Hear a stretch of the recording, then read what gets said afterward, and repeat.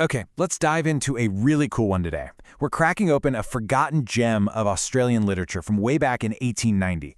And trust me, this is a raw, hilarious, and just deeply cynical look at life on the frontier. It's told by one of the most unique narrators you will ever meet. So forget everything you know about heroic pioneers. We're about to step into a world of chaos, humbug, and some truly impressive, unapologetic laziness. And this is our guide. The very first line of the book just sets the stage perfectly. Our narrator, who calls himself Smiler, has absolutely zero illusions about who he is. This isn't some story about triumph or overcoming the odds. Nope. This is the chronicle of a self-proclaimed worm. And honestly, that's what makes it so brilliant. So, who is this simple child? Well, he's a guy who, from his earliest days, developed what he calls a striking fondness for doing as little work as possible.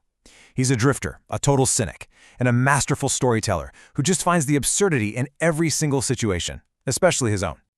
I mean, just look at how Smiler describes his own childhood. He's like, hey, I had no say in being born, so don't blame me. He saw himself as a terrible investment for his parents. He wasn't interested in school or work. He was more interested in dogfights and gamecocks. It all led to his father's final, loving send-off, which was, and I quote, "Smiler, you diamond, if the hangman don't get you, you'll die young."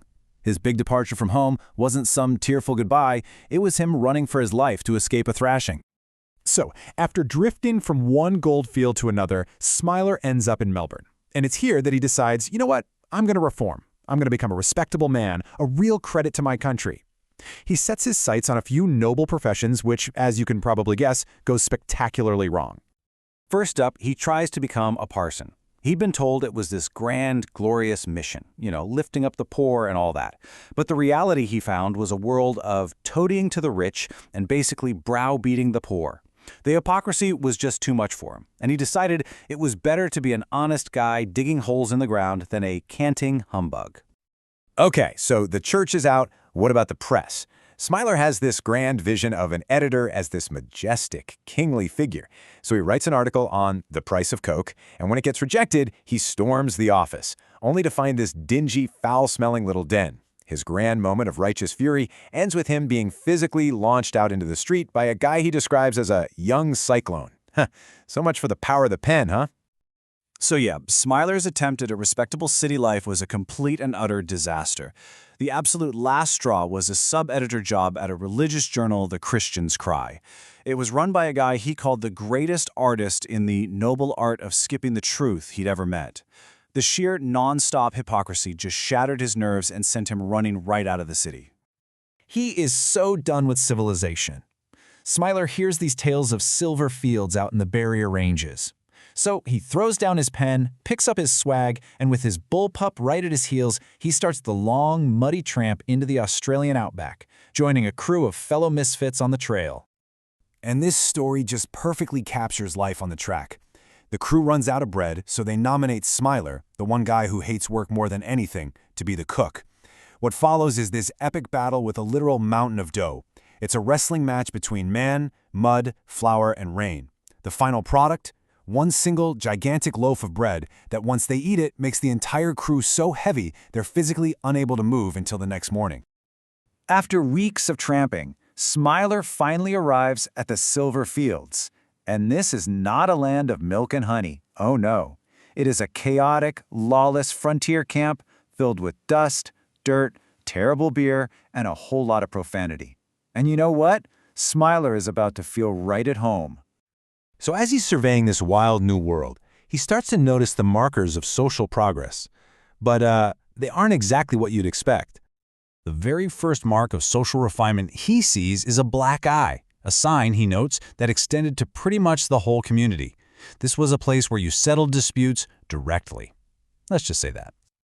But not long after that, the diggers all agree that a recent, violent thunderstorm must be a sign, a warning that some terrible catastrophe is about to hit them. And they were right. The morning coach rolled in, and with it, the very first lawyer to set foot on the field. To these miners, that was a disaster far, far worse than any storm.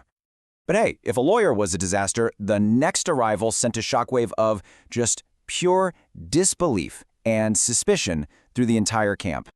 Yep, a parson.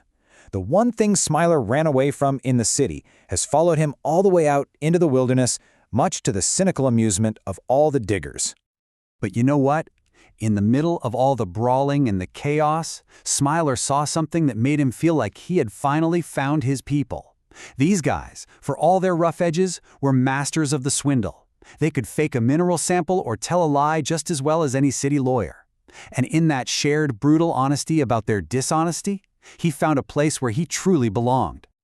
Smiler finishes his story not with some big summary, but with a collection of proverbs. These short, biting little nuggets of wisdom he distilled from his life as a self-proclaimed worm on the frontier. Having been, physically thrown out of one newspaper office and driven mad by another, he had some very, very pointed thoughts on the whole journalism profession. And you gotta love his practical philosophy here. It's not about being graceful or being a hero. It's about expecting to fall down and just protecting yourself from the pain that's definitely coming. It's a good lesson for skating, and probably a better one for life. And this might be the purest piece of frontier philosophy in the whole book. It is brutal, it's unsentimental, and it is completely free of that civilized hypocrisy he was running from. It's the wisdom of a worm who knows exactly how the world really works. So, what do we make of this incredible voice from the past? Is Smiler's cynical, chaotic, and brutally honest story of the Australian frontier maybe a more truthful record than all the heroic tales we're used to? Or is it its own kind of myth? The story of the anti-hero, the larrikin, the worm who saw it all and just wasn't afraid to write it all down. That is definitely something worth thinking about.